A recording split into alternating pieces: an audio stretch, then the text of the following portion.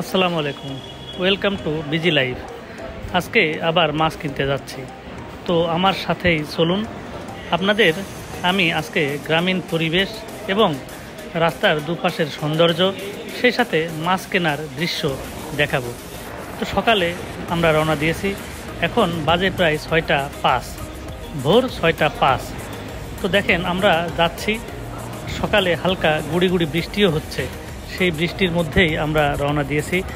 রাস্তা একেবারে neat and clean. আর এই দেখেন, আপনি পরিবেশটা দেখেন, আপনার মাথা নষ্ট হয়ে যাবে যদি এই রোডে যান। এই সকালের যে দৃশ্য, এটার জন্যেই, এটার লোভেও আমি সকালে বের হই।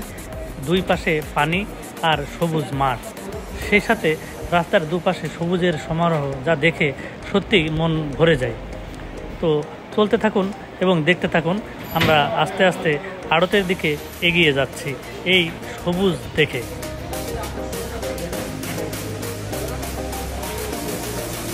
গত বর্ষায় ঠিক এভাবে রাস্তার দুপাশে পানি জমে গেছে।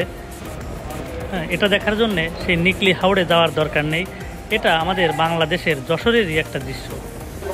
আমরা এই যে আড়তের কাছে চলে এসেছি, বাজারের আশেপাশে মাছ বিক্রি হচ্ছে এভাবে। দেখেন আড়তে পানিও উঠে গেছে। আমরা এই পানির ভিতর দিয়েই আমরা আড়তে প্রবেশ করব।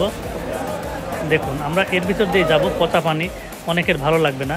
আর আড়তে ঠিক এভাবেই মাছগুলো হাঁক ডাক দিয়ে বিক্রি হচ্ছে। মানুষে ভরপুর, মানুষ আর মানুষ। এখানে আপনি গেলে দুই হাতের ধাক্কা খেয়ে পড়েও যেতে পারেন। আর পানির মধ্যে তো পা পিছলাই যায় যখন তখন। আড়তে মাছগুলো বিক্রি হচ্ছে, আমরা এখান থেকে সরাসরি মাছগুলো কিনি, যে কারণে আপনাদেরকে ফ্রেশ মাছগুলো কিন্তু আমরা এনে দিতে পারি এবং দাম কিন্তু বাজারের থেকে কম থাকে। বিশ্বাস না হলে আপনারা বাজারে গিয়ে দেখতে পারেন যে মাছের কেজি কত করে যাচ্ছে। হ্যাঁ, সাদা মাছের দাম কম, কিন্তু দেশি মাছ যেগুলো আমরা খাল বিলের মাছ, নদীর মাছ বলি, এগুলোর দাম কিন্তু কোনোভাবেই কমতেছে না। এই মাছগুলো কিন্তু সবসময় দাম বেশি।